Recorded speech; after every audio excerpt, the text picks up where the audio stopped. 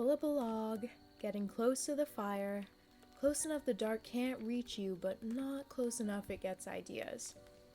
You've found Tales to Roast By, presented by Teeth in the Sink Productions. Welcome back. If you've been here before, I'm your host Avery, your friendly e-witch, the wicked witch of the web, and your guide through these long summerween nights.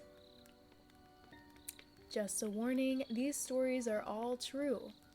Mostly, but true enough that somebody somewhere didn't make it home. And for the next few weeks, so the nights are warm and Halloween is still lurking just over the horizon, I'll be sharing original spooky stories from myself from the world of Teeth in the Sink. Think of these as campfire tales for the strange girls and ghouls, the horror lovers, the midnight readers, and the creatures who start decorating for Halloween before summer is even over. Some of these stories are standalone nightmares, and some may connect in ways you don't expect, and some are leading towards a project that is much, much bigger. These stories are just bits and pieces of a collection of nightmares that I have written that will soon be crawling their way into an upcoming book series I've called Teeth in the Sink, because we've all had those nightmares where our teeth start falling out and we're left with just gums and some of the most horrific nightmares that I've ever had. And before you know it, you're standing over a sink just full of teeth. At least that's how mine always end up. So keep the fire burning, keep an eye on the woods, and if you hear something moving beyond the glow of the flames, don't go looking for it. And tonight we find out why. Tonight's tale is called The Last Bus Home. The Last Bus Home. Emma Carter hated being late. So when the movie ended 20 minutes later than she'd expected, she practically sprinted out of the theater. Rain hammered the pavement, the parking lot was nearly empty, her phone buzzed. Mom, need a ride? Emma looked at the message, then at the time. 11:27 p.m. The bus stop was only across the street. She could make it. No, I'm good. The bus is coming.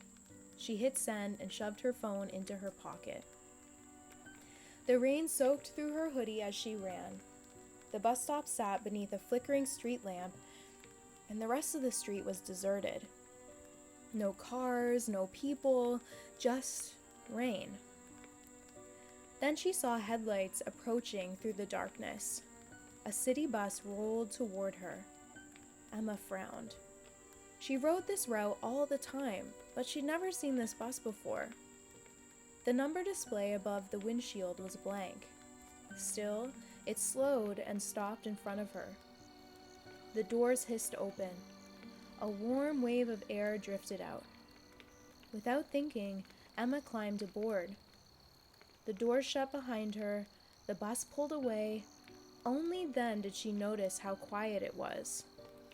There were passengers scattered throughout the vehicle, maybe 10 people total. An elderly woman sat near the front, knitting something black. A businessman stared at a newspaper, a teenage boy gazed out the window, and a little girl hugged a stuffed rabbit. None of them spoke, none of them moved. The only sound was the rain tapping against the windows. Emma slid into an empty seat, and something felt off. The air smelled strange, like old books or dust, or something she'd smelled at funerals. She couldn't quite place it. The bus passed 3 familiar intersections, then 4, then 5. Emma relaxed. Maybe she was imagining things. Then she looked out the window. The grocery store should have been there. Instead, there was an empty field. Her stomach tightened, and she stood. "Excuse me?" Nobody reacted. She walked toward the driver. The man behind the wheel was impossibly thin. His uniform looked decades old, and his hands gripped the steering wheel at exactly 10 and 2. "Sir?" No response. "Hey, I think you missed my stop." The driver's eyes met hers in the rear view mirror. For the first time, Emma noticed how pale he was. His skin looked almost gray. "You may leave when we reach your stop." His voice sounded dry, like dead leaves scraping across pavement. Emma forced a laugh. "No, seriously, you missed it." "You may leave when we reach your stop." The exact same words, the exact same tone. Emma backed away. Okay, definitely weird. She pulled out her phone. No signal, not one bar. The screen clock flashed 11:30 p.m., then froze. She tapped it. Nothing. The time never changed. A cold feeling settled in her stomach. The bus continued down roads she didn't recognize. Outside, buildings became sparse, streetlights disappeared, the darkness beyond the windows seemed deeper somehow. Like the bus was driving through a tunnel made of night. Emma looked around. The passengers hadn't moved, not once. Then she noticed something that made her blood run cold.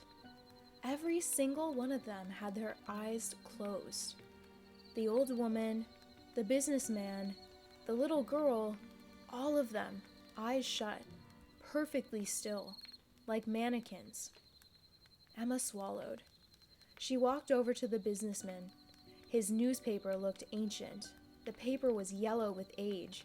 The date printed at the top read, October 12th, 1997. What the? Emma reached out and touched his shoulder. Instantly, his eyes opened and she screamed. The man's eyes were completely white. No pupils, no irises, just white. Slowly, he turned his head toward her. Then his mouth opened. "Wrong bus." His voice sounded like multiple voices speaking at once. Emma stumbled backward. The man closed his eyes again, returned to stillness, as if nothing had happened. Emma's heart hammered. Wrong bus? What did that mean? The bus suddenly hit a bump. The little girl dropped her stuffed rabbit, and it rolled into the aisle. Emma bent to pick it up. The rabbit had a name stitched onto its ear. Lucy. Something about that name felt familiar. Then she remembered. 3 years ago, a local news story. A little girl named Lucy had drowned during a flood.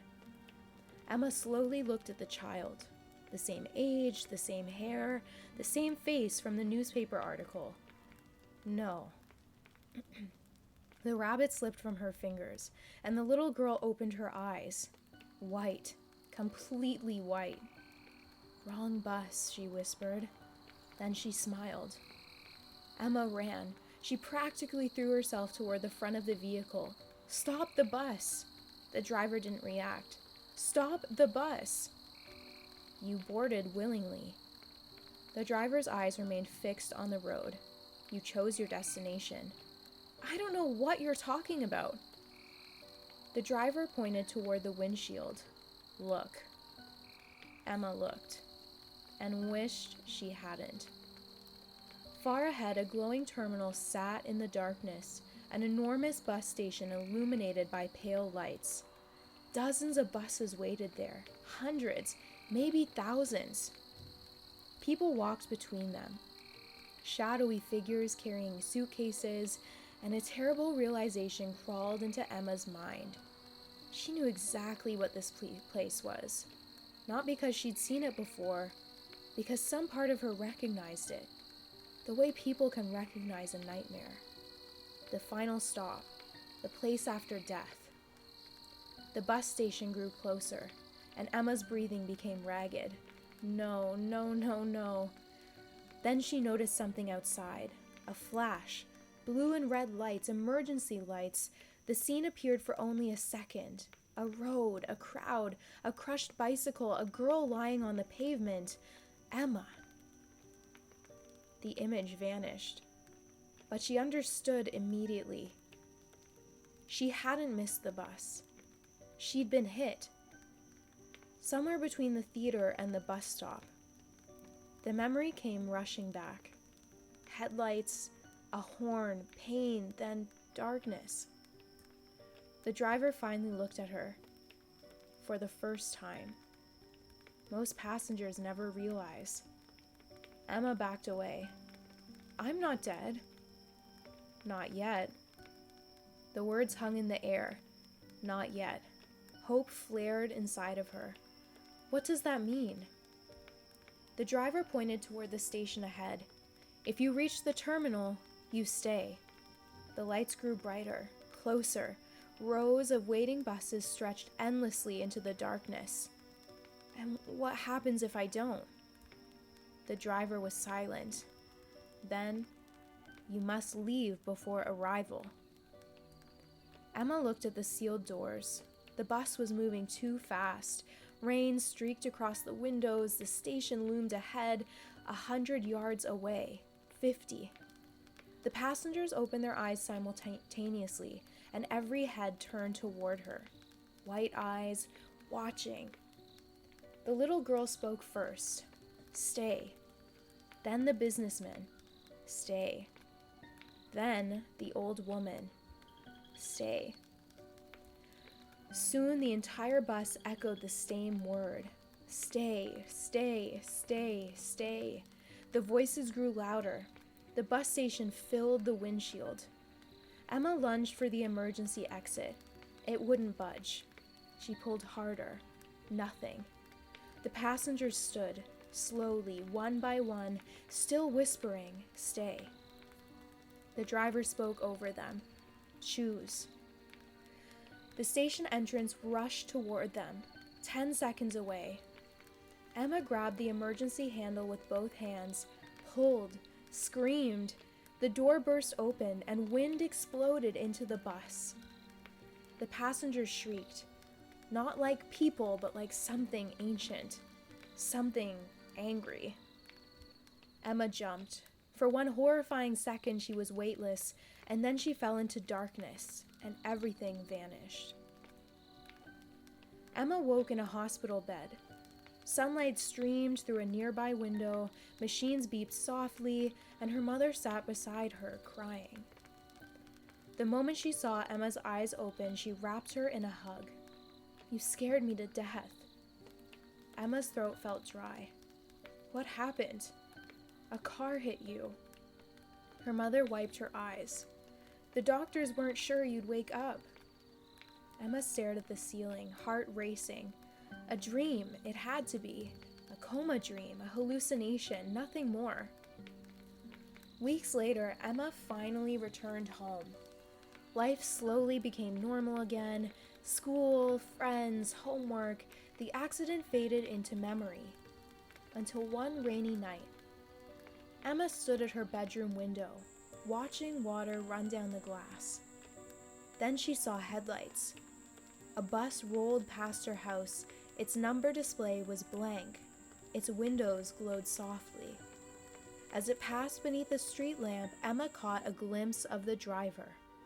Thin, gray, watching her. The bus continued down the street and disappeared into the darkness. Emma never saw it again. But sometimes, on rainy nights, she wakes up just after 11:30 p.m. And for a moment, she swears she can hear brakes hissing outside, waiting in case she misses it next time. Well, you guys, it seems our fire is starting to burn low again, and I think that's enough nightmares for you for tonight.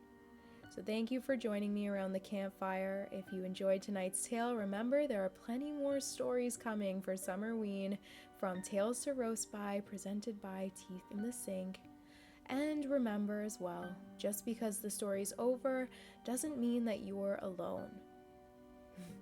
I'm Avery, your friendly e-witch, the Wicked Witch of the Web, and until next time, keep the fire burning and don't wander too far into the dark. Sweet screams.